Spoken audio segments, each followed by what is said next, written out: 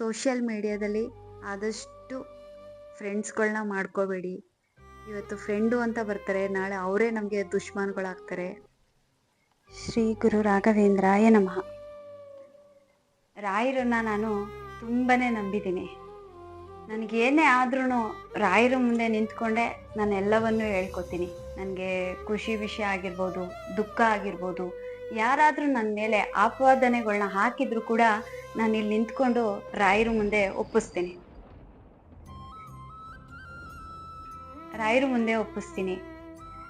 ಇಲ್ಲದೆ ಇರುವಂಥ ಆಪಾದನೆಗಳು ಇತ್ತೀಚೆಗೆ ಜಾಸ್ತಿನೇ ಆಗಿದೆ. ಇದನ್ನ ಯಾರು ಮಾಡಿಸ್ತಿದ್ದಾರೆ, ಇದರಿಂದ ಯಾರಿದ್ದಾರೆ ಅನ್ನೋದೆಲ್ಲ ಕಂಪ್ಲೀಟು ಗೊತ್ತಿರುವಂಥ ವಿಷಯನೇ. ಆದರೆ ಅಂಥವ್ರು ಎಲ್ಲ ಏನಕ್ಕೆ ಹಂಗೆ ಮಾಡ್ತಿದ್ದಾರೆ ಅನ್ನೋದು ನಿಜವಾಗ್ಲೂ ಗೊತ್ತಾಗ್ತಾನೆ ಇಲ್ಲ. ಏನು ಅಷ್ಟೊಂದು ಏನು ನನ್ನ ಮೇಲೆ ದ್ವೇಷ ಅನ್ನೋದು ಗೊತ್ತಿಲ್ಲ. ಇವಾಗ ಹೋಗ್ಬಿಟ್ಟು ಆ ಹುಡುಗ ರಾಮನಗರ ಸೈಬರಲ್ಲಿ ಹೋಗಿ ಕಂಪ್ಲೇಂಟ್ ಮಾಡಿದ್ದಾನೆ ಅಂದರೆ ಆ ಹುಡುಗ ಇರೋದು ಬೆಂಗಳೂರಲ್ಲಿ. ನೋಡಿದ್ರೆ ಮೈಸೂರು ಅಂತ ಲಾಸ್ಟ್ ಟೈಮು ಪುಟ್ಟಣಿ ಸ್ಟೇಷನಿಂದ ಕಾಲ್ ಮಾಡಿದಾಗ ನಾನು ಮೈಸೂರಲ್ಲಿರೋದು, PCR ಹಾಕ್ಸಿದ್ದೀನಿ, ಕೋರ್ಟಲ್ಲಿ ನೋಡ್ಕೊಳಕ್ಕೆ ಹೇಳಿ ಅಂತ ಹೇಳಿತ್ತು. ಈಗ ಸಡನ್ನಾಗಿ ನೋಡಿದ್ರೆ ರಾಮನಗರ ಸೈಬರ್ಗೆ ಹೋಗಿ ಕಂಪ್ಲೇಂಟ್ ಮಾಡಿರೋದು. ನಿಜವಾಗ್ಲೂ ಇದೊಂಥರ ವಿಚಿತ್ರ ಅನಿಸ್ತಿದೆ. ವಿಚಿತ್ರ ಅಲ್ಲ, ಇದರಿಂದ ಯಾರಿದ್ದಾರೆ ಅನ್ನೋದನ್ನ ನೀಟಾಗಿ ನನಗೆ ರಾಯರು ತೋರಿಸ್ಕೊಡ್ತಿದ್ದಾರೆ. ಒಂದೊಂದು ವಿಷಯದಲ್ಲೂ ನನಗೆ ರಾಯರು ಜೊತೆಲಿದ್ದಾರೆ. ಧರ್ಮವೇ ಜಯ, ನ್ಯಾಯ ಇದ್ದ ಕಡೆ ಜಯ ಸಿಕ್ಕೇ ಸಿಗುತ್ತೆ. ಮೊದಲೇ ರಾಯರು ಹೇಳಿದಾರಲ್ಲ, ಧರ್ಮ ಇದ್ದ ಕಡೆ ರಾಯರು ಇದ್ದೇ ಇರ್ತಾರೆ. ಆ ನಂಬಿಕೆ ನನಗೆ ತುಂಬಾನೇ ಇದೆ. ರಾಯರಿದ್ದಾರೆ. ನನಗೆ ಯಾರೆಲ್ಲ ಕೆಟ್ಟದ್ದು ಬಯಸಕ್ಕೆ ಅಂತ ನಿಂತಿದ್ದೀರೋ ನಿಮಗೆಲ್ಲ ನಾನು ಉತ್ತರ ಏನೂ ಕೊಡಲ್ಲ. ಭಗವಂತ ರಾಯರು ನಾನು ಅಪಾರವಾಗಿ ನಂಬಿದ್ದೀನಿ. ನನ್ನ ಆತ್ಮದಲ್ಲಿ ಕಣ ಕಣದಲ್ಲೂ ರಾಯರನ್ನ ತುಂಬ ನಂಬಿದ್ದೀನಿ. ಅವ್ರನ್ನ ನಂಬಿ ಪೂಜಿಸ್ತಿದ್ದೀನಿ. ಪ್ರತಿಯೊಂದಕ್ಕೂ ರಾಯರಿಗೆ ಹೂವು ಹಾಕೋದ್ರಿಂದನೂ ಕೂಡ ನೀವು ಮಾತಾಡಿದ್ದೀರಾ ಅಂದರೆ ಅದನ್ನೆಲ್ಲ ರಾಯರೇ ನೋಡ್ಕೋತಾರೆ. ಸೋಷಿಯಲ್ ಮೀಡಿಯಾದಲ್ಲಿ ಆದಷ್ಟು ಫ್ರೆಂಡ್ಸ್ಗಳನ್ನ ಮಾಡ್ಕೋಬೇಡಿ. ಇವತ್ತು ಫ್ರೆಂಡು ಅಂತ ಬರ್ತಾರೆ, ನಾಳೆ ಅವರೇ ನಮಗೆ ದುಶ್ಮನ್ಗಳಾಗ್ತಾರೆ, ಅವರೇ ನಮಗೆ ಬೆನ್ನಿಂದೆ ಚೂರಿ ಆಗ್ತಾರೆ. ಹಾಗಾಗಿ ಆದಷ್ಟು ಈ ಸೋಷಿಯಲ್ ಮೀಡಿಯಾ ಹೆಂಗೆ ಅಂದರೆ, ನಾವು ಆದಷ್ಟು ವಿಡಿಯೋಸ್ ಮಾಡಿಕೊಂಡು ನಮ್ಮ ಪಾಡಿಗೆ ನಾವು ಹೋಗ್ತಾ ಇರಬೇಕು. ಯಾರನ್ನು ಒಗ್ಗಿಸ್ಕೊಳ್ಳೋದು, ಮನೆ ತನಕ ಕರೆಯೋದು, ಫ್ರೆಂಡ್ ಮಾಡಿಕೊಂಡು ಅವ್ರ ಹತ್ರ ನಮ್ಮ ಕಷ್ಟಗಳನ್ನ ಹೇಳ್ಕೊಳ್ಳೋದು ಯಾವುದನ್ನು ಮಾಡಬೇಡಿ. ಈ ಸೋಷಿಯಲ್ ಮೀಡಿಯಾ ತುಂಬ ತುಂಬ ತುಂಬ ಒಳ್ಳೆಯದು ಇದೆ, ಕೆಟ್ಟದ್ದು ಇದೆ. ಆದರೆ ನಾವು ತಗೊಳ್ಳೋ ರೀತಿ ಮೇಲೆ. ಆದರೆ ನನ್ನ ಅನುಭವನ ನಾನು ನಿಮ್ಮ ಹತ್ರ ಹೇಳ್ಕೊತಿದ್ದೀನಿ. ದಯವಿಟ್ಟು ಈ ಸೋಷಿಯಲ್ ಮೀಡಿಯಾದಲ್ಲಿ ಫ್ರೆಂಡ್ ಮಾಡಿಕೊಂಡು ನಿಮ್ಮ ಮನೆ ಬಾಗಿಲಿಗೆ ಸೇರ್ಸಕ್ಕೆ ಹೋಗ್ಬೇಡಿ. ಯಾಕೆಂದರೆ ನಿಮ್ಮ ಮನೆಗೆ ಬಂದಾಗ ನಿಮ್ಮ ಮನೆ ವಾತಾವರಣ ಏನು ಅಂತ ತಿಳ್ಕೊಂಡು ಅವರು ನೀವು ಬೇಡ ಅಂತ ಮಾತು ಬಿಟ್ಟಾಗ ನಿಮಗೆ ಈ ಥರ ನನಗಾಗಿರುವಂಥ ಸಮಸ್ಯೆ ಮಾಡ್ತಿದ್ದಲ್ಲ, ಅದೇ ಥರ ನಿಮಗೂ ಕೂಡ ಈ ಸಮಸ್ಯೆಗಳನ್ನ ಮಾಡ್ತಾರೆ. ಆದಷ್ಟು ಸೋಷಿಯಲ್ ಮೀಡಿಯಾದಲ್ಲಿ ದಯವಿಟ್ಟು ನಂಬಕ್ಕೆ ಹೋಗ್ಬಿಡಿ. ಮತ್ತು ಇನ್ನೊಂದು, ಫ್ರೆಂಡ್ಸ್ ಆದರು ಅಂತ ಹೇಳಿ ದುಡ್ಡು ಕಾಸಿನ ವ್ಯವಹಾರ ಮಾತ್ರ ಇಟ್ಕೋಬೇಡಿ. ಅಷ್ಟು ಏನಾದ್ರು ಇತ್ತು ಅಂದರೆ ನಿಮ್ಮ ಮನೆಗೆ ಬಂದವ್ರಿಗೆ ಒಂದು ತುತ್ತು ಅನ್ನ ಹಾಕ್ಬಿಡಿ. ಯಾರಿಗೂ ದುಡ್ಡು ಕೊಡೋಕೆ ಹೋಗಬೇಡಿ. ದುಡ್ಡು ಕೊಟ್ಟರೂ ನಿಮಗೆ ಶತ್ರುಗಳು ಜಾಸ್ತಿ ಆಗಿಬಿಡ್ತಾರೆ. ನೀವು ಕೊಡೋ ದುಡ್ಡು ನೀವೇನೋ ಒಂದು ಸಹಾಯದ ರೂಪದಲ್ಲಿ ನೀವು ಮಾಡಿದ್ರೂ ನೀವು ವಾಪಸ್ ಕೇಳಿದಾಗ ಅಲ್ಲಿಗೆ ಅವರು ನಮಗೆ ಕೊಡೋಕ್ಕಾಗಿಲ್ಲ ಅವರು ದುಡ್ಡು ಅಂದಾಗ ಶತ್ರುಗಳಾಗ್ಬಿಡ್ತಾರೆ. ಆದಷ್ಟು ಸೋಷಿಯಲ್ ಮೀಡಿಯಾದಲ್ಲಿ ಫ್ರೆಂಡ್ಸ್ ಮಾಡ್ಕೊಳ್ಳೋದು, ಮನೆ ಕರೆಯೋದು ಇಟ್ಕೋಬೇಡಿ. ಎಲ್ಲರೂ ಒಂದೇ ಥರ ಇರಲ್ಲ ಪಾಪ, ಒಳ್ಳೆಯವರು ಇರ್ತಾರೆ. ಆದರೆ ಕೆಲವರು ಇರ್ತಾರೆ ನೋಡಿ. ನನಗಾದಂಥ ಅನುಭವನ ನಾನು ನಿಮ್ಮ ಹತ್ರ ಹೇಳ್ಕೊಂಡಿದ್ದೀನಿ. ದಯವಿಟ್ಟು ಕೈ ಮುಗಿತೀನಿ ಸೋಷಿಯಲ್ ಮೀಡಿಯಾ ಫ್ರೆಂಡ್ಸ್ಗೆ. ನಮಸ್ತೆ, welcome back to my channel. ನಾನು ನಿಮ್ಮ ಸೌಮೇಶ್ರೀ ಮಾತಾಡ್ತಾ ಇರೋದು. ಎಲ್ಲರೂ ಹೇಗಿದ್ದೀರಾ? ನಾನಂತೂ ತುಂಬಾ ಚೆನ್ನಾಗಿದ್ದೀನಿ. ಇವತ್ತು ಯಾವ ವಿಷಯವಾಗಿ ಮಾತಾಡಬೇಕು ಅಂತ ಬಂದಿದ್ದೀನಿ ಅಂದರೆ, ಏನು ಒಂಟಿ ಹೆಣ್ಣು ಅಂದರೆ ಇಷ್ಟೊಂದು ಲೆವೆಲ್ಗೆ ಇಳಿತಾರೆ, ಒಂಟಿ ಹೆಣ್ಣು ಜೀವನ ಮಾಡ್ತಿದ್ದಾಳೆ ಅಂದರೆ ಈ ಲೆವೆಲ್ಗೆಲ್ಲ ಇಳಿತಾರೆ ಅನ್ನೋದು ನಿಜವಾಗ್ಲೂ ಗೊತ್ತಿರಲಿಲ್ಲ. ನಿಜವಾಗ್ಲೂ ಇವಾಗ ಇತ್ತೀಚೆಗಂತೂ ಜನಗಳು ಹೆಂಗೆ, ಯಾರ್ಯಾರು ಹೆಂಗೆ, ಯಾರ್ಯಾರು ಏನೇನು ಮಾಡ್ತಿದ್ದಾರೆ ಅನ್ನೋದು ತುಂಬ ಚೆನ್ನಾಗಿ ಗೊತ್ತು. ಒಂಟಿ ಹೆಣ್ಣು ಜೀವನ ಮಾಡ್ತಿದ್ದಾಳೆ ಅಂದರೆ ಏಡಿ ಅನ್ಕೋಬಿಟ್ಟಿದ್ದಾರೆ ಕೆಲವರು. ಏಡಿ ಥರ ಜೀವನ ಮಾಡ್ತಿದ್ದಾರೆ. ಏಡಿ ಥರ ಮಾಡ್ತಿಲ್ಲ. ಒಂದು ಗಂಡು ಮಗು ಹೇಗೆ ಜೀವನ ಮಾಡುತ್ತೋ ಹಾಗೆ ನಾನು ಒಂದು ಹೆಣ್ಣು ಮಗಳು, ಒಂದು ತಾಯಿನ ಇಟ್ಕೊಂಡು ಜೀವನ ಮಾಡ್ತಿದ್ದೀನಿ. ಯಾರಿಲ್ಲ ಅಂದ್ರೂ ನಾನು ಬದುಕ್ತಿದ್ದೀನಿ, ಕಷ್ಟಪಡ್ತೀನಿ, ದುಡಿಯೋದ್ರಲ್ಲಿ ನನಗೆ ಬರೋದ್ರಲ್ಲಿ, ಕಷ್ಟಪಟ್ಟಿರೋ ದುಡ್ಡಲ್ಲಿ ಬರೋದ್ರಲ್ಲಿ ಜೀವನ ಮಾಡ್ತಾ ಇದ್ದೀವಿ. ಇವತ್ತಿಗೂ ಹೇಳ್ತೀನಿ, ಯಾರ ತಲೆ ಮೇಲೂ ಕೈ ಇಟ್ಕೊಂಡು ಜೀವನ ಮಾಡ್ತಿಲ್ಲ, ನಿಯತ್ತಾಗಿ ಜೀವನ ಮಾಡ್ತಿದ್ದೀನಿ. ನಿಯತ್ತಾಗಿ ಜೀವನ ಮಾಡೋದಕ್ಕೇನೆ ಭಗವಂತ ರಾಯರು ನಾನು ನಂಬಿರೋ ನನ್ನ ಅಪ್ಪ ನನಗೆ ಚೆನ್ನಾಗಿಟ್ಟಿರೋದು.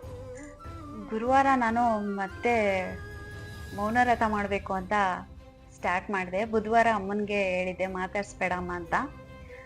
ಬುಧವಾರ ಹೇಳಿದೆ, ಗುರುವಾರ ಬೆಳಗ್ಗೆ ಮಲಗಿಬಿಟ್ಟಿದೆ, ಚೆನ್ನಾಗಿ ನಿದ್ದೆ ಬಂದಿತ್ತು. ಆ ಟೈಮಲ್ಲಿ ಅಮ್ಮ ನನ್ನನ್ನು ಬೆಳಗ್ಗೆನೆ ಸೌಮ್ಯ ಸೌಮ್ಯ ಅಂತ ಕರೆದಾಗ ನಾನು ಸಡನ್ನಾಗಿ ಮಾತಾಡ್ಬಿಟ್ಟೆ. ಏನಮ್ಮ ಅಂದೆ. ಹೂವು ತರಲ್ವಾ ಅಂತ. ತರ್ತೀನಿ ಅಂದೆ. ಆಮೇಲೆ ಸಡನ್ನಾಗಿ ನಾನು ಮಾತಾಡಿದ ತಕ್ಷಣನೇ ನನಗೆ ನಿದ್ದೆ ಎಲ್ಲ ಹೋಗ್ಬಿಡ್ತು.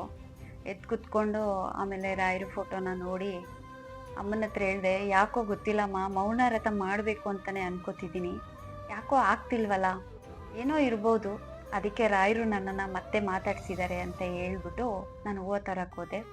ಹೂವು ತೊಗೊಂಡು ಬಂದು ಬೇಗ ಪೂಜೆಗೆಲ್ಲ ರೆಡಿ ಮಾಡಿಕೊಂಡು ಬೇಗ ಪೂಜೆ ಆಯಿತು. ಅವತ್ತು ಬೆಳಗ್ಗೆ 9:30ಗೆಲ್ಲ ಪೂಜೆ ಮುಗೀತು. ಗುರುವಾರ 9:30 ಪೂಜೆ ಎಲ್ಲ ಮುಗಿಸ್ಕೊಂಡು ನನಗೂ ಯಾಕೋ ಉಪವಾಸ ಇರೋದ್ರಿಂದ ತುಂಬ ಸುಸ್ತಾಗ್ತಾಯಿತ್ತು.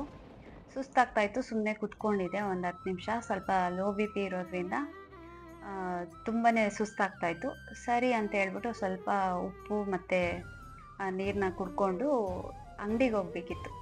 ಸರಿ ಅಂತ ಹೇಳಿ ಅಂಗಡಿಗೆ ಹೋದಾಗ ಅಲ್ಲಿ ಇವರು ಸೀರೆ ಅಂಗಡಿಯವರು ಜಯಲಕ್ಷ್ಮಿ ಆಂಟಿ ಅಂತ ಇದ್ದಾರೆ.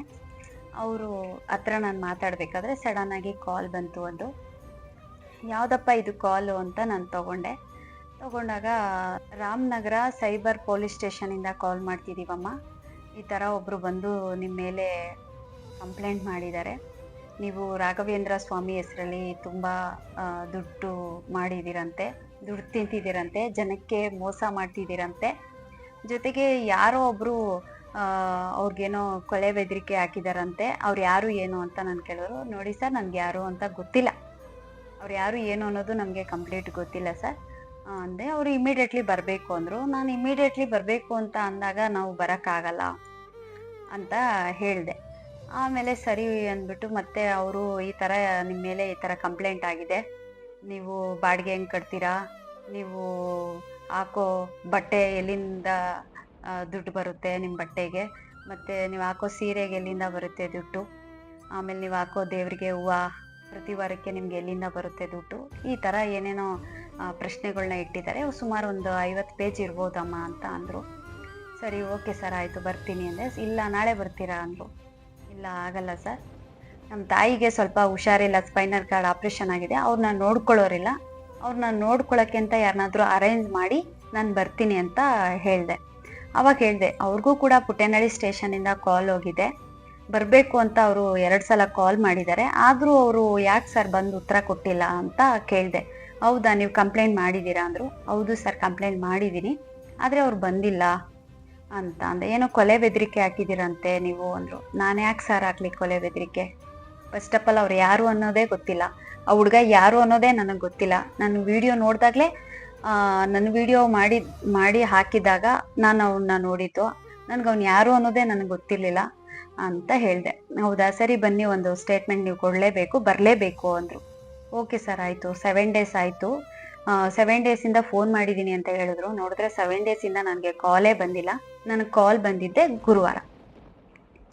ಸರಿ ಬರ್ತೀನಿ ಅಂತ ಹೇಳ್ಬಿಟ್ಟು ಆಮೇಲೆ ಸರಿ ಅಂತ ನಾನು ಮನೆಗೆ ಬಂದ್ಬಿಟ್ಟು ರಾಯರ ಹತ್ರ ಹಿಂಗೆ ಕೇಳಿದೆ, ಏನಪ್ಪ ಇದು ಮಾಡದೇ ಇರೋ ತಪ್ಪಿಗೆ ನೀನು ಮಾಡಿದೀಯಾ ಅನ್ನೋ ಥರ ಎಲ್ಲೆಲ್ಲೆಲ್ಲೆಲ್ಲೋ ಹೋಗ್ತಿದ್ದಾರೆ ಸ್ಟೇಷನ್ಗಳಿಗೆ ಕಂಪ್ಲೇಂಟ್ ಮಾಡೋಕ್ಕೆ, ಇಲ್ಲಿ ಅಂತ ಹೇಳ್ಬಿಟ್ಟು ರಾಯರ ಹತ್ರ ಎಲ್ಲ ಕೂತ್ಕೊಂಡು ಒಪ್ಪಿಸ್ದೆ. ನೋಡಿ ನಾನು ತಪ್ಪು ಮಾಡಿಲ್ಲ, ಯಾರ ಹತ್ರನೂ ಕೂಡ 10 ರೂಪಾಯಿ ತೊಗೊಂಡು ತಿಂದಿಲ್ಲ, ನಿಮಗೆ ಹೂವು ಕೇಳ್ತೀನಿ ಅಂತ ಹೇಳ್ಬಿಟ್ಟು ಯಾರ ಹತ್ರನೂ ಕೂಡ 1 ರೂಪಾಯಿ ತೊಗೊಂಡಿಲ್ಲಪ್ಪ. ಮನೆಗೆ ಬಂದವ್ರಿಗೆ ಹೊಟ್ಟೆ ತುಂಬ ಊಟ ಹಾಕಿ, ದುಃಖದಲ್ಲಿ ಬಂದವ್ರಿಗೆ ಕಣ್ಣೀರು ಒರೆಸಿ ನಿಮ್ಮ ಮುಂದೆ ನಿಲ್ಲಿಸಿ ಅವ್ರ ಕಷ್ಟಕ್ಕೆ ಏನಾಗಬೇಕು ಅದನ್ನು ಪರಿಹಾರ ಮಾಡಿಕೊಟ್ಟಿದ್ದೀನಿ. ಆದರೆ ನಾನು ಯಾರನ್ನೂ ಕರೀಲಿಲ್ಲ, ಮನೆಗೆ ಬನ್ನಿ ನಮ್ಮ ಮನೆಗೆ ಬನ್ನಿ ಅಂತ ನಾನು ಯಾರನ್ನೂ ಕರೀಲಿಲ್ಲ. ಎಷ್ಟೋ ಜನ ಕೇಳಿದ್ರು ವಿಡಿಯೋದಲ್ಲಿ ಕಮೆಂಟಲ್ಲಿ, ನಿಮ್ಮ ಮನೆಗೆ ಬರಬೇಕು ಅಡ್ರೆಸ್ ಕೊಡಿ ಅಂತ. ನಾನು ಸುಮಾರು ವಿಡಿಯೋದಲ್ಲೂ ಕೂಡ ಹೇಳಿದ್ದೀನಿ, ನೀವೇ ಕೂತ್ಕೊಳ್ಳಿ, ರಾಯರ ಮುಂದೆ ಕೂತ್ಕೊಂಡು ನೀವು ಭಕ್ತಿಯಿಂದ ರಾಯರಿಗೆ ಪೂಜೆ ಮಾಡಿ ಟೈಮ್ ಕೊಡಿ. ಬೇರೆ ಯಾರಿಗೂ ಗಂಟೆಗಟ್ಟಲೆ ಕೂತ್ಕೊಂಡು ಫೋನಲ್ಲಿ ಮಾತಾಡೋ ಬದಲು ರಾಯರು ಮುಂದೆ ಕುತ್ಕೊಳ್ಳಿ, ಖಂಡಿತ ನಿಮ್ಗೆ ರಾಯರು ನಿಮ್ಮನೇಲೂ ಪ್ರಸಾದ ಆಗುತ್ತೆ. ನಿಮ್ಗೂ ರಾಯರು ಇದ್ದಾರೆ, ರಾಯರಿಲ್ಲ ಅಂತ ಅನ್ಕೋಬೇಡಿ ಅಂತ ಸುಮಾರು ವಿಡಿಯೋಗಳಲ್ಲೂ ಕೂಡ ನಾನು ಹೇಳಿದ್ದೀನಿ. ಕೆಲವ್ರು ಫೋನ್ ಮಾಡಿದಾಗ, ಕೆಲವ್ರ ಮೆಸೇಜ್ಗೂ ಕೂಡ ನಾನು ರಿಪ್ಲೈ ಕೊಟ್ಟಿದ್ದೀನಿ. ಯಾರನ್ನು ನಮ್ಮ ಮನೆಗೆ ಬನ್ನಿ ಅಂತ ನಾನು ಕರೀಲೇ ಇಲ್ಲ. ಯಾಕೆಂದ್ರೆ ನಾನೇನು ಇಲ್ಲಿ ದೇವಸ್ಥಾನ ಮಾಡ್ಕೊಂಡಿಲ್ಲ. ತುಂಬಾ ಕಷ್ಟ ಅನ್ನೋರ್ಗೆ ವಿಡಿಯೋ ಕಾಲ್ ಮುಖಾಂತರ ಹೇಳಿದ್ದೀನಿ. ಅವ್ರು ಯಾರ ಹತ್ರನಾರು 10 ರೂಪಾಯಿ ತಗೊಂಡಿದ್ದೀನಿ ಅಂದ್ರೆ ಅವ್ರು ನನಗೆ ದಾಖಲಾತಿ ಕೊಡ್ಲಿ. ಈಗ ನಾನು ಮಾತಾಡಿದ್ದೀನಿ ವಾಯ್ಸ್ ರೆಕಾರ್ಡಲ್ಲಿ, ನನಗೆ ದುಡ್ಡು ಬೇಕು ರಾಯರ ಹತ್ರ ಹೂವು ಕೇಳಕ್ಕೆ ಅಂತ ಏನಾದ್ರು ಇದ್ರೆ, ನಾನು ದುಡ್ಡು ಇಸ್ಕೊಂಡಿದ್ರೆ ವಾಯ್ಸ್ ರೆಕಾರ್ಡ್ ಇರುತ್ತೆ, ನನಗೆ ಕಳ್ಸಿರುವಂತ, ನನಗೆ ದುಡ್ಡು ಕೊಟ್ಟಿರುವಂಥದ್ದು ದಾಖಲಾತಿಗಳಿರುತ್ತೆ ಅಲ್ವಾ. ಏನೋ ಮಾಡದೇ ಇದ್ರು ಏನೋ ಮಾಡದೇ ಇರೋರ್ನ ತಪ್ಪು ಮಾಡಿದ್ದಾರೆ ಅಂತ ಇಷ್ಟೊಂದೆಲ್ಲ ಮಾಡ್ಬೇಕಾ? ಧರ್ಮ ಧರ್ಮ, ನಾನು ಧರ್ಮವಾಗೇ ಇದ್ದೀನಿ, ಧರ್ಮವಾಗಿ ನಡ್ಕೋತಿದ್ದೀನಿ. ಪ್ರಶ್ನೆ ಕೇಳೋ ಪದ್ಧತಿನೇ ಇಲ್ಲ ಅಂತ ಏನೇನೇನೇನೇನೋ ಮಾತಾಡ್ತಾರೆ. ಯೋಚನೆ ಮಾಡಿ ಮಾತಾಡ್ಬೇಕು. ಯಾರೋ ಒಬ್ರು ಸಿಕ್ಕಿದ್ದಾರೆ, ಒಂದ್ ಲೇಡಿ, ಅವ್ರನ್ನ ನಾನು ಹೆಂಗ್ ಬೇಕಾದ್ರೂ ಅವ್ರನ್ನ ನಾವು ಬಳಸ್ಕೋಬಹುದು, ಅವ್ರನ್ನ ಹೆಂಗ್ ಬೇಕಾದ್ರೂ ಮಾತಾಡ್ಬೋದು ಅಂತ ಹೇಳ್ತಾರೆ. ಇರ್ಲಿ, ಮಾತಾಡ್ಲಿ. ಯಾಕೆಂದ್ರೆ ರಾಯರಿದಾರಲ್ವಾ, ನಮ್ಮ ಮನುಷ್ಯರಿಗೆ ಯಾರು ಹೇಳಿದ್ರು ನಾವು ನಂಬ್ಕೊಬಿಡ್ತೀವಿ. ಈಗ ನನ್ನ ಬಗ್ಗೆ ಹೋಗ್ಬಿಟ್ಟು ಒಬ್ರು ಒಳ್ಳೆ ವಿಡಿಯೋ ಮಾಡಿದ್ರು ಅದಕ್ಕೂ ತಗೋತಾರೆ ಜನ. ಯಾರಾದ್ರೂ ಒಬ್ರು ನನ್ನ ಬಗ್ಗೆ ಕೆಟ್ಟದಾಗಿ ವಿಡಿಯೋ ಮಾಡಿದ್ರೆ ಅದನ್ನು ತಗೋತಾರೆ. 2 ರೀತಿಲೂ ತಗೋತಾರೆ. ಹಂಗೆ ಏನು ಮಾಡೋಕ್ಕಾಗಲ್ಲ. ಎಲ್ಲ ರಾಯರಿಗೆ ಒಪ್ಪಿಸ್ಬಿಟ್ಟು ಸುಮ್ಮನೆ ಸೈಲೆಂಟಾಗಿ ಕುತ್ಕೋಬೇಕು. ಸರಿ ಆಯಿತು. ಆಮೇಲೆ ನಾನು ಮತ್ತು ನನ್ನ ಅಕ್ಕ ಎಲ್ಲರೂ ಕೂಡ ಹೋದ್ವಿ. ಶನಿವಾರ ಹೋದ್ವಿ. ಶನಿವಾರ ಬೆಳಗ್ಗೆ ಬೇಗ ಬೇಗ ಅಮ್ಮಂಗೆ ಎಲ್ಲ ಊಟ ತಿಂಡಿ ಏನು ಬೇಕು ಎಲ್ಲ ಅವ್ರಿಗೂ ರೆಡಿ ಮಾಡಿಕೊಟ್ಬಿಟ್ಟು ನಾವು ಸ್ಟೇಷನ್ಗೆ ಹೋದ್ವಿ. ನಾನು ನಮ್ಮ ಅಕ್ಕ ಎಲ್ಲ ಹೋಗ್ಬಿಟ್ಟು ಏನಾಗಿದೆ ಏನು ಅಂತ ಕೇಳಿದಾಗ ಅವರು ಒಂದು ಫೈಲ್ನ ಕೊಟ್ಟರು. ಈ ಫೈಲಲ್ಲಿ ನಿಮಗೆ ಅವರು ಕೊಟ್ಟಿದ್ದಾರೆ, ಕಂಪ್ಲೇಂಟ್ ಯಾರು ಮಾಡಿದ್ದಾರೆ ಆ ವ್ಯಕ್ತಿ ಹೆಸರು ನಮ್ಗೆ ತೊಗೊಳಕ್ಕೆ ಅಸಹ್ಯ ಅನ್ಸುತ್ತೆ. ಅದಕ್ಕೆ ಆ ವ್ಯಕ್ತಿ ಹೆಸರು ತಗೊಳ್ಳೋದೇ ಇಲ್ಲ, ಅಸಹ್ಯ ಅನ್ಸುತ್ತೆ. ಧರ್ಮ ಅಂತ ಅನ್ನೋರು ಸುಳ್ಳು ಹೇಳಿಕೆನ ಕೊಡೋದೇ ಇಲ್ಲ. ಈಗ ನಾನು ಕೊಡ್ಬೋದಾಗಿತ್ತಲ್ಲ ಹೇಳಿಕೆನ, ಯಾವ್ಯಾವ ರೀತಿ ಕೊಡ್ಬೋದಾಗಿತ್ತು. ನನಗೆ ಬೇಡ. ಧರ್ಮವಾಗಿ ಏನಿದೆ ನನ್ನ ಹತ್ರ ದಾಖಲಾತಿಗಳು, ಅದನ್ನ ಮಾತ್ರ ನಾನು ಕೊಟ್ಟಿದ್ದೀನಿ. ಸುಳ್ಳು ಹೇಳಿಕೆನ ನಾನು ಕೊಟ್ಟಿಲ್ಲ. ನನಗೆ ಬೇಡ, ನನಗೆ ಅವಶ್ಯಕತೆನೂ ಇಲ್ಲ. ಫೈಲ್ ಕೊಟ್ಟರು, ಅದರಲ್ಲಿ ನಾವು ನೋಡಿದ್ವಿ, ಓದಿದ್ವಿ. ಅದರಲ್ಲಿ ಕಮೆಂಟ್ಗಳು, ಕೆಲವರು ಕಮೆಂಟ್ ಮಾಡಿದಾಗ ಅವರೇ ಅಂದರೆ ಕಮೆಂಟ್ ಮಾಡಿದ್ದಾರೆ. ಏನಂತ ಮಾಡಿದ್ದಾರೆ, ಸೌಮ್ಯ ಅವ್ರಿಗೆ ನೀವು ಕಣ್ಣೀರು ಹಾಕ್ಸಿದ್ರೆ ಒಳ್ಳೇದಾಗಲ್ಲ ಅಂತ ಅಂದಾಗ ಈ ವ್ಯಕ್ತಿ ಏನು ಕಮೆಂಟ್ ಹಾಕಿರೋದು, ಏನು ಕೊಲೆ ಮಾಡ್ತೀಯಾ, ಬೆದರಿಸ್ತೀಯಾ ಅಂತ ಇವರೇ ಕಮೆಂಟ್ ಮಾಡಿರೋದು. ಯಾರು ಕೂಡ ಅಲ್ಲಿ ನಾವು ಕೊಲೆ ಮಾಡ್ತೀವಿ ಆ ಥರ ಏನು ಪದ ಬಳಸಿಲ್ಲ. ಅಲ್ಲಿ ಇವರೇ ರಿಪ್ಲೈ ಕೊಟ್ಟಿರೋ ಅದರಲ್ಲಿ ನನ್ನನ್ನು ಕೊಲೆ ಮಾಡಿಸ್ತೀಯಾ, ನನ್ಗೆ ಹಂಗೆ ಮಾಡ್ತೀಯಾ, ಹಿಂಗೆ ಮಾಡ್ತೀಯಾ ಅಂತ ಇವರು ರಿಪ್ಲೈ ಕೊಟ್ಟಿರೋದು. ಯಾಕೆಂದರೆ ನಾವು ಸ್ಟೇಷನ್ನಲ್ಲಿ ನೋಡಿದ್ವಿ. ಅದಾದಮೇಲೆ ರಾಯರ ಹೆಸರಲ್ಲಿ ಇವರು ಮೋಸ ಮಾಡ್ತಿದ್ದಾರೆ, ಹೂವು ಕೇಳ್ತೀವಿ ಅಂತ ಹೇಳ್ಬಿಟ್ಟು ಇದು ಮಾಡ್ತಿದ್ದಾರೆ. ದರ್ಶನ್ ವಿಷಯದಲ್ಲಿ ಹೂವು ಕೇಳಿದ್ದಾರೆ, ಸೌಜನ್ಯ ವಿಷಯದಲ್ಲಿ ಹೂವು ಕೇಳಿದ್ದಾರೆ ಅಂತ. ದರ್ಶನ್ ವಿಷಯದಲ್ಲಿ ಹೂವು ಕೇಳಿದ್ದೀನಿ ಅಂತ ಅಂದರೆ ಏನು ಕೇಳಬಾರ್ದಾ? ನಮ್ಮನೇಲಿ ನಾವು ಹೂವು ಕೇಳಬಾರ್ದಾ? ನಮ್ಮನೇಲಿ ನಾವು ಹೂವು ಕೇಳೋ ಅಧಿಕಾರ ನಮಗಿಲ್ವಾ? ನಮಗಿದೆ, ಅಧಿಕಾರ ಇದೆ. ನಾನು ವಿಡಿಯೋ ಅಪ್ಲೋಡ್ ಮಾಡಿದ್ದೀನಿ, ಅದರಲ್ಲೇನು ತಪ್ಪು? ಸೌಜನ್ಯ ಕೇಸ್ಗೆ ಆ ಹುಡುಗಿಗೆ ನ್ಯಾಯ ಸಿಕ್ಲಿ ಅಂತ ಕೇಳಿದ್ದೀನಿ, ಅದರಲ್ಲೇನು ತಪ್ಪು? ಅದರಲ್ಲೇನು ತಪ್ಪಿಲ್ವಲ್ಲ. ಇವಾಗ ಯಾವುದೋ ಒಂದು ಬಿಡ್ದಿ ಹುಡುಗಿ ಪ್ರಾಬ್ಲಮ್ ಆಯಿತು ಅಂದಾಗ ಯಾರೂ ಧ್ವನಿ ಎತ್ತುತ್ತಿಲ್ಲ, ಹಾಗೆ ಹೀಗೆ ಅಂತ ಬಾಯಿ ಬಂದಂಗೆ ಮಾತಾಡಿದ್ದೀರಲ್ಲ. ಸೌಜನ್ಯ ವಿಷಯಕ್ಕೆ ರಾಯರ ಹತ್ರ ಹೂವು ಕೇಳ್ಬಿಟ್ರೆ ಅದು ತಪ್ಪಾ? ಅದೇ ಒಂದು ದೇವಸ್ಥಾನಕ್ಕೆ ಹೋದಾಗ, ರಾಜಕಾರಣಿಗಳು ಹೋದಾಗ ಮುಂದೆ ಬಿಟ್ಟು, ಗರ್ಭಗುಡಿ ಮುಂದೆ ಬಿಟ್ಟು ಹಾರ ಹಾಕಿ ಪ್ರಸಾದ ಕೊಟ್ಟು ಕಳಿಸ್ತಾರೆ. ಅಲ್ಲಿ ಏನೇ ಮಾಡಿದ್ರು ತೊಂದರೆ ಇಲ್ಲ. ಅದೇ ನಮ್ಮ ಮನೇಲಿ ಏನಾದ್ರೂ ನಾವು ಹೂವು ಪ್ರಶ್ನೆ ಕೇಳ್ಬಿಟ್ರೆ ಅದು ತಪ್ಪು. ರಾಯರ ಹೆಸರು ಹೇಳ್ಕೊಂಡು ದುಡ್ಡು ಮಾಡ್ತಿದ್ದಾರೆ. ಏನು ದುಡ್ಡು ಮಾಡ್ತೇನೆ ನಾನೇನು? ಯಾವುದೋ ಒಂದು ಇದರಲ್ಲಿ ಬಂದಿಲ್ಲಪ್ಪ. ನಾನು ಟಿಕ್ಟಾಕ್ ಬರೋಕ್ಕೆ ಮುಂಚೆನೂ ಇದೇ ಮನೇಲಿ ಇದ್ದೀನಿ, ಇಲ್ಲೂ ಇದೆ, ಈಗೂ ಇದೇ ಮನೇಲಿ ಇದ್ದೀನಿ. ನಾನೇನು ಸೋಂಬೇರಿ ಥರ ಕೂತ್ಕೊಂಡಿಲ್ಲ, ಕೆಲಸ ಮಾಡ್ತೀನಿ. ನಾನು ದುಡಿಯೋದ್ರಲ್ಲಿ ನನ್ನ ಕುಟುಂಬನ ನಾನು ಸಾಕ್ತಾ ಇದ್ದೀನಿ. ಯಾರ ಹತ್ರನೂ ಭಿಕ್ಷೆ ಬೇಡ್ತಿಲ್ಲ ಹೋಗಿ. ನನಗೆ 2 ಲಕ್ಷ ಕೊಡಿ, 3 ಲಕ್ಷ ಕೊಡಿ, ನನಗೆ 10 ಲಕ್ಷ ಕೊಡಿ, ಯಾರ ಹತ್ರನೂ ಭಿಕ್ಷೆ ಬೇಡ್ತಿಲ್ಲ. ನನ್ನ ದುಡಿಮೆಲಿ ನನ್ನ ಅಳತೆಗೆ, ನನ್ನ ಮನೆ ಅಳತೆಗೆ ನಾನು ಬದುಕ್ತಿದ್ದೀನಿ. ನನ್ನ ದುಡಿಮೆಲಿ ನಾನು ಬದುಕ್ತಿದ್ದೀನಿ. ಯಾರಿಗಾದ್ರೂ ಹೂವ ಪ್ರಶ್ನೆ ಕೇಳ್ತೀನಿ, ಬನ್ನಿ ಅಂತ ಕರೆದಿದ್ದೀನ ನಮ್ಮ ಮನೆಗೆ? ಇಲ್ಲ ನೀವೇನಾದ್ರೂ ಬಂದು ನಿಮ್ಗೆ ಹೂವ ಪ್ರಶ್ನೆ ಏನು ಕೇಳದೆ ದುಡ್ಡಿಸ್ಕೊಂಡು ಏನಾದ್ರೂ ನಿಮ್ಗೆ ಚೀಟ್ ಮಾಡಿದೀನ? ಯಾವ್ದಾದ್ರು ಏನಾದ್ರು ಇದ್ರೆ ದಾಖಲಾತಿಗಳನ್ನ ತಗೊಂಡ್ ಬನ್ನಿ. ನಾನು ತಪ್ಪಿದ್ರೆ ನಾನು ಕ್ಷಮೆನೂ ಕೇಳ್ತೀನಿ, ತಲೆ ಬಗ್ಗಿಸ್ತೀನಿ. ತಪ್ಪಿಲ್ಲ ಅಂದ್ರೆ ನಾನು ಕ್ಷಮೆನೂ ಕೇಳಲ್ಲ, ತಲೆನೂ ಬಗ್ಸಲ್ಲ. ಅದಾಯ್ತು, ಓಕೆ. ಅದು ಧರ್ಮ ಅದು ಇದು ಅಂತ ಏನೇನೋ ಹಾಕಿದ್ರು, ತಲೆನೋವು ಬಂದ್ಬಿಡ್ತು ಅದು ಓದೋಷ್ಟರಲ್ಲಿ. ಯಾಕೆಂದರೆ ಇಷ್ಟಪ್ಪ ಇತ್ತು ಅದು ಫೈಲು. ಆಮೇಲೆ ಇನ್ನೊಂದು, ಇವ್ರಿಗೆ ಸೀರೆಗಳು ಉಡ್ತಾರೆ, ಈ ಸೀರೆಗೆ ಎಲ್ಲಿಂದ ದುಡ್ಡು ಬರುತ್ತೆ? ಒಡವೆಗಳು ಹಾಕ್ತಾರೆ, ಒಡವೆಗೆ ಎಲ್ಲಿಂದ ದುಡ್ಡು ಬರುತ್ತೆ? ಇವ್ರಿಗೆ ಯೂಟ್ಯೂಬಲ್ಲಿ ಎಷ್ಟು ಬರುತ್ತೆ, ಫೇಸ್ಬುಕ್ಕಲ್ಲಿ ಎಷ್ಟು ಬರುತ್ತೆ, ದಾಖಲಾತಿಗಳನ್ನ ಕೊಡಿ ಅಂತ ಅದರಲ್ಲಿ ಮೆನ್ಷನ್ ಮಾಡೋರಲ್ಲ. ಆಮೇಲೆ ವಾರಕ್ಕೆ ರಾಯರಿಗೆ 1000 ರೂಪಾಯಿ ಹೂವು ಹಾಕ್ತಾರೆ, ಹೂಕ್ಕೆ ಎಲ್ಲಿಂದ ಬರುತ್ತೆ? ಯಾರು ಇವರೆಲ್ಲ? ನಾನು ಯಾಕೆ ಕೊಡಬೇಕು ನಿಮಗೆ? ನೀವ್ಯಾರು? ಫಸ್ಟ್ ಆಫ್ ಆಲ್ ನೀವ್ಯಾರು? ನಿಮ್ಗೇನಿದೆ ರೈಟ್ಸು? ನಿಮ್ಗೇನಿದೆ? ನಿಮ್ಮ ಅಕ್ಕ ತಂಗಿ, ನಿಮ್ಮ ರಿಲೇಷನ್ನು, ನಿಮ್ಮ ಬಂಧು ಬಳಗಕ್ಕೆ ಕೇಳ್ಕೊಳ್ಳಿ. ನಿಮ್ಗೂ ನಮಗೂ ಸಂಬಂಧನೇ ಇಲ್ಲ, ಕೇಳುವಂತ ಅಧಿಕಾರ ನಿಮ್ಗೆ ರೈಟ್ಸೇ ಇಲ್ಲ. ಇದು ನನ್ನ ಜೀವನ, ನನ್ನ ಬದುಕು, ನನ್ನ ಜೀವನ. ನಾನು ಹೆಂಗಾದ್ರೂ ಬದುಕ್ತೀನಿ, ಅದನ್ನ ಕೇಳೋ ರೈಟ್ಸು ನಿಮ್ಗಿಲ್ಲ. ಒಂದು ಹೆಣ್ಣು ಮಗಳು ಒಂದು ತಾಯಿನ ಇಟ್ಕೊಂಡು, ಮಗಳನ್ನ ಇಟ್ಕೊಂಡು ಬದುಕ್ತಿದ್ದಾಳೆ ಅಂದ್ರೆ ಯಾರು ಇಲ್ಲ ಇವ್ರಿಗೆ ಅಂತ ಅನ್ಕೊಬಿಟ್ಟಿದ್ದೀರಾ? ಯಾಕೆ? ಊರ್ ತುಂಬಾ ಜನ ಇದ್ರೆ ಮಾತ್ರ ಅವ್ರ ಬಗ್ಗೆ ಏನು ಮಾತಾಡ್ಬಾರ್ದು. ಒಂದು ಹೆಣ್ಮಗಳು ರಾಜರ್ಷಿಯಾಗಿ ಪ್ರಪಂಚದಲ್ಲಿ ಬದುಕ್ತಿದ್ದಾಳೆ ಅಂದ್ರೆ ಇವಳಿಗೆ ಎಲ್ಲಿಂದ ಬರುತ್ತೆ? ಡೀಟೇಲ್ ಕೊಡಿ. ಯಾಕೆ ಕೊಡ್ಬೇಕು? ಏನು ಕೊಡ್ಬೇಕು? ನೀನ್ ಯಾರು? ಫಸ್ಟ್ ಆಫ್ ಆಲ್ ನೀನ್ ಯಾರು? ನನ್ನ ಬಗ್ಗೆ ಕೇಳಕ್ಕೆ ನೀವೆಲ್ಲ ಯಾರು? ನೀವು ನಮ್ಮ ಅಪ್ಪನ ಮಕ್ಳ, ನಮ್ಮ ತಂದೆ ಹುಟ್ಟಿರೋ ಮಕ್ಳಾದ್ರೆ ಒಪ್ಕೊಂಡ್ ಬನ್ನಿ. ಇಲ್ಲ ನಮ್ಮ ಸಂಬಂಧಿಕರ, ನಮ್ಮ ಬಂಧು ಬಳಗನ? ಏನೂ ಇಲ್ಲ. ಏನಂದ್ರೇನು ಇಲ್ಲ. ಫಸ್ಟೆಲ್ಲ ಕೇಳ್ಬೇಕಾಗಿರೋ ಕ್ವಶನ್ನು, ಫಸ್ಟೆಲ್ಲ ರಾಯರ ಹೆಸರು ಹೇಳ್ಕೊಂಡು ದುಡ್ಡು ಮಾಡ್ತಾಳೆ. ಆಮೇಲೆ ಸೆಕೆಂಡ್ ಬಂದಿದ್ದು ಹೂವು ಹೆಂಗ್ ಬೀಳುತ್ತೆ. ಆಮೇಲೆ ಇನ್ನೊಂದು ಪ್ರಶ್ನೆ ಏನ್ ಬಂದಿದ್ದು, ಧರ್ಮದಲ್ಲಿ ಹೂವು ಕೇಳೋದೇ ಇಲ್ಲ ಅಂತ. ಆಮೇಲೆ ಇನ್ನೊಂದೇನ್ ಬಂತು, ಸಡನ್ ಆಗಿ ಹೂವು ಇಟ್ಟಿಟ್ಕೆ 3 ನಿಮಿಷಕ್ಕೆ ಹೆಂಗ್ ಬಿದ್ದೋಗುತ್ತೆ?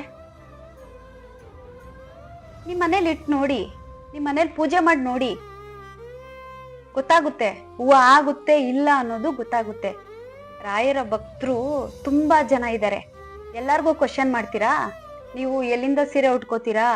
ನಿಮ್ಗೆ ಎಲ್ಲಿಂದ ಬರುತ್ತೆ ದುಡ್ಡು ಹೂವು ಮುಡ್ಸಕ್ಕೆ? ನಿಮ್ಗೆ ಎಲ್ಲಿಂದ ಆಗ್ತೀರಾ ಅಂತ ಸಾವಿರಾರ ಲಕ್ಷಾಂತರ ಜನ ಇದಾರಲ್ಲ, ಎಲ್ಲಾರ ಮೇಲೂ ನೀವು ಇದೇ ತರ ಕೇಸ್ ಕೊಡ್ತೀರಾ? ಕಂಪ್ಲೇಂಟ್ ಮಾಡ್ತೀರಾ ನೀವು ಹೋಗ್ಬಿಟ್ಟು? ಅಯ್ಯೋ ದೇವ್ರೆ, ನಿಜವಾಗ್ಲೂ ನಾಚಿಕೆ ಆಗ್ಬೇಕು. ಒಂದು ಗಂಡ್ಸಾಗಿ ಒಂದ್ ಹೆಂಗ್ಸ್ ಹತ್ರ ಇಂಥ ಕ್ವಶನ್ಗಳು ಕೇಳ್ತಾರೆ ಅಂದ್ರೆ ನಾಚಿಕೆನೆ ಆಗೋದು. ನಾಚಿಕೆ ಆಗ್ಬೇಕು. ಅಸಹ್ಯ ಆಗುತ್ತೆ. ಒಂದು ಹೆಣ್ಣು ಮಗಳನ್ನ ನಿನಗೆ ಸೀರೆ ಎಲ್ಲಿಂದ ಬರುತ್ತೆ, ನೀನ್ ಹಾಕೋ ಒಡವೆ ಎಲ್ಲಿಂದ ಬರುತ್ತೆ, ವಾರಕ್ಕೆ ಹೂವು ಹಾಕ್ತೀಯ ಎಲ್ಲಿಂದ ಬರುತ್ತೆ ಅಂದ್ರೆ, ಇಲ್ಲ ನಿಮ್ಮ ಮನೆ ಹತ್ರ ಏನಾದ್ರು ಬಂದು ಭಿಕ್ಷೆ ಬೇಡಿದಿನ? ಇಲ್ಲ ನಿಮ್ನ ಯಾವತ್ತಾದ್ರೂ ದುಡ್ಡು ಕೊಡಿ ಅಂತ ಕೇಳಿದಿನ? ಅಷ್ಟು ಇಂಥದ್ದೆಲ್ಲ ಬಿಟ್ಬಿಟ್ಟು ನಿಮ್ ಜೀವನನ ನೋಡ್ಕೊಳ್ಳಿ. ಸೂಪರ್ ಆಗಿರ್ತೀರಾ. ನಾನು ನನ್ನ ಜೀವನ ನೋಡ್ಕೋತಿದ್ದೀನಿ. ನನ್ನ ಬಗ್ಗೆ ನಾನು ಯೋಚನೆ ಮಾಡ್ಕೊಳ್ಳೋದಕ್ಕೆ ನಾನು ಇವತ್ತು ತುಂಬಾನೇ ಚೆನ್ನಾಗಿದ್ದೀನಿ. ಕಂಪ್ಲೇಂಟ್ ಮಾಡ್ಬೇಕಾದ್ರೂ ಯೋಚನೆ ಮಾಡ್ಬೇಕು, ಯಾವ್ದು ಕೊಡ್ಬೇಕು ಯಾವ್ದು ಬಿಡ್ಬೇಕು ಅಂತ. ಬಿಡ್ದಿಗೆ ಬಂದಿಲ್ಲ ನಾನು. ನೋಡಿದ್ರೆ ಬಿಡ್ದಿಗೆ ಬಂದು ನನಗೆ ಬೆದರಿಕೆ ಹಾಕಿದ್ರು ಅಂತ ಹೋಗ್ಬಿಟ್ಟು ರಾಮನಗರ ಸ್ಟೇಷನ್ ಅಲ್ಲಿ ಕಂಪ್ಲೇಂಟ್ ಮಾಡಿದ್ದೀರಾ ಸೈಬರಲ್ಲಿ ಅಂದ್ರೆ ಲೆಕ್ಕ ಹಾಕೊಳ್ಳಿ. ಇದ್ರಲ್ಲೇ ನಿಮ್ಮ ಚೀಟ್ ಏನಿದೆ ಅಂತ, ಇದ್ರಿಂದ ಯಾರಿದ್ದಾರೆ ಅಂತ ನಾನು ಪ್ರತಿ ಸಲ ಹೇಳಲ್ವಾ, ಇದ್ರಿಂದ ಯಾರ್ಯಾರಿದ್ದಾರೆ ಅಂತ. 3 ಜನ ಹೆಂಗುಸರು, 1 ಗಂಡ್ಸು. 3 ಜನ ಹೆಂಗುಸರು, 1 ಗಂಡ್ಸಿದೆ.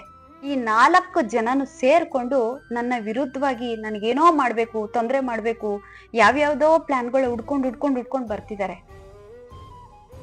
ದೇವರಂತೂ ನಿಮ್ಗೆ ಕ್ಷಮೆನೇ ಕೊಡೋದಿಲ್ಲ, ರಾಯರಂತೂ ನಿಮ್ಗೆ ಕ್ಷಮೆನೇ ಕೊಡಲ್ಲ. ನನ್ ಕಣ್ಣೀರು ಏನೇ ಇದ್ರು ರಾಯರು ಮುಂದೆ.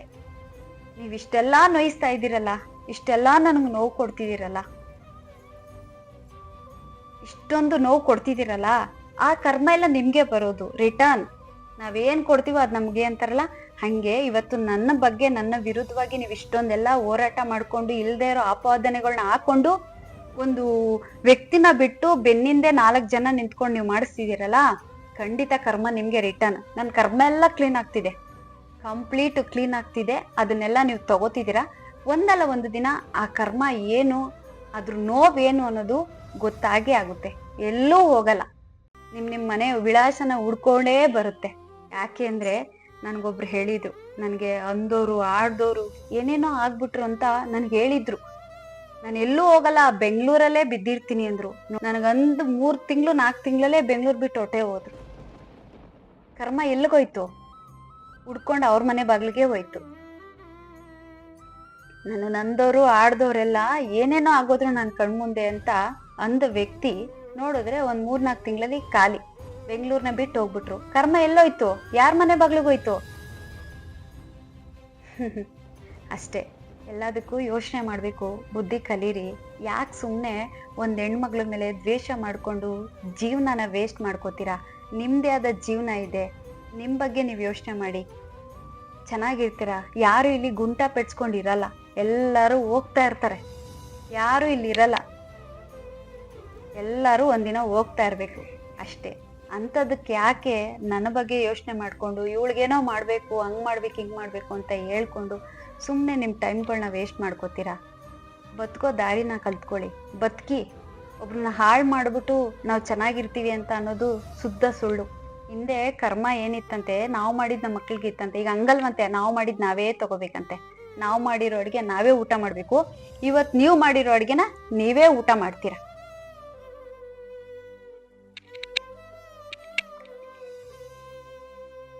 ಪುಟ್ಟೇನಹಳ್ಳಿ ಸ್ಟೇಷನ್ ಇಂದ ಕಾಲ್ ಮಾಡಿದ್ರು, ಬರ್ಬೇಕು ಅಂತ ಕಾಲ್ ಮಾಡಿದ್ರು. ಅದಕ್ಕೇನು ಉತ್ತರ ಬಂತು? PCR ಹಾಕ್ಸಿದ್ದೀನಿ, ನಾನು ಅಲ್ಲೋಗಿದ್ದೀನಿ ಇಲ್ಲೋಗಿದ್ದೀನಿ. ಓಕೆ, ಇವಾಗ ನನಗೂ ಕಾಲ್ ಬಂತು, ಹೋದ್ನಲ್ಲ, ಉತ್ತರ ಕೊಟ್ಬಿಟ್ಟು ಬಂದೆ.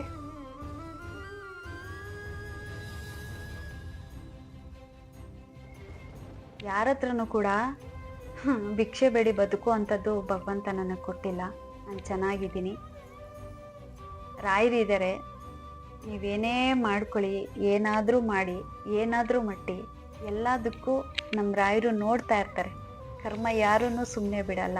ನಾನು ಹೇಳಲ್ವಾ, 3 ಜನ ಹೆಂಗಸರು 1 ಗಂಡಸು, ಇಷ್ಟು ಜನ ಸೇರ್ಕೊಂಡು, ಈ 4 ಜನ ಸೇರ್ಕೊಂಡು ಈ ಕೆಲಸನ ಮಾಡ್ತಿದ್ದಾರೆ ಅನ್ನೋದು ತುಂಬ ಚೆನ್ನಾಗಿ ಗೊತ್ತು. ದೇವರು ನಿಮ್ಮನ್ನ, ರಾಯರು ತುಂಬ ಚೆನ್ನಾಗಿಟ್ಟೇಲಿ. ಯಾಕೆಂದರೆ ನಾನು ಪಾಸಿಟಿವ್ ಆಗಿ ಮಾತಾಡ್ತಿದ್ದೀನಿ. ನಿಮಗೆ ಒಳ್ಳೇದು ಮಾಡಲಿ, ನಿಮ್ಮನ್ನ ಭಗವಂತ ಚೆನ್ನಾಗಿಟ್ಟಿರಲಿ.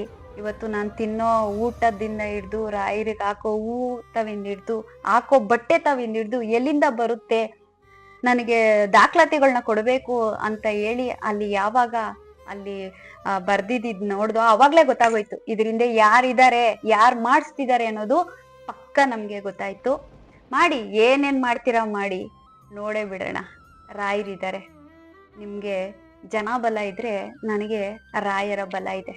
ರಾಯರನ್ನ ನಂಬಿ ಬದುಕ್ತಾ ಇರೋಳು. ಹಂಗಾಗಿ ನನಗೆ ರಾಯರಿದ್ದಾರೆ. ನೀವೇನೇ ಕುತಂತ್ರಗಳನ್ನ ಮಾಡಿದ್ರು ರಾಯರ ಮುಂದೆ ಏನೂ ನಡೆಯಲ್ಲ. ರಾಮನಗರದ ಕತೆ ಇಷ್ಟೆ. ರಾಮನಗರಕ್ಕೆ ಹೋಗಿ ಬಂದ್ವಿ. ಅವರು ಕೇಳಿದಂಥ ವಿಷಯಕ್ಕೆ ನಾವು ನೀಟಾಗಿ ಸ್ಟೇಟ್ಮೆಂಟ್ನ ಕೊಟ್ಬಿಟ್ಟು ನಾವು ನಮ್ಮ ಪಾಡಿಗೆ ನಾವು ಮನೆಗೆ ಬಂದ್ವಿ. ಒಳ್ಳೇದಾಗಲಿ. ರಾಯರಿದ್ದಾರೆ. ರಾಯರನ್ನ ನಂಬಿ ಬದುಕ್ತಿದ್ದೀನಿ. ಯಾವುದೇ ಥರ ಯಾರಿಗೂ ಮೋಸ ಮಾಡಿಲ್ಲ, ನಿಯತ್ತಾಗಿ ಬದುಕ್ತಿದ್ದೀನಿ. ಸಿಂಗಲ್ ಪೇರೆಂಟ್ ಅಂದರೆ ಹೆಂಗೆಲ್ಲ ನಮಗೆ ಕಲ್ಲಾಕಕ್ಕೆ ಬರ್ತಾರೆ. ನಮ್ಮ ಮನೆಗೆ ಬಂದು ಉಂಡು ತಿಂದು ಇವತ್ತು ನಮ್ಮ ಬೆನ್ನಿಗೆ ಚೂರಿ ಆಗ್ತಿದ್ದಾರೆ ನಮ್ಮ ಬೆನ್ನಿಂದೆ ಅಂದರೆ ಅವರು ಎಂಥ ಕ್ರಿಮಿನಲ್ಗಳು ನೋಡಿ. ಇಲ್ಲಿ ದೇವರಿದ್ದಾರೆ, ರಾಯರೆಲ್ಲದಕ್ಕೂ ಉತ್ತರ ಕೊಡ್ತಾರೆ. ವೆಯ್ಟ್ ಮಾಡಬೇಕಷ್ಟೆ.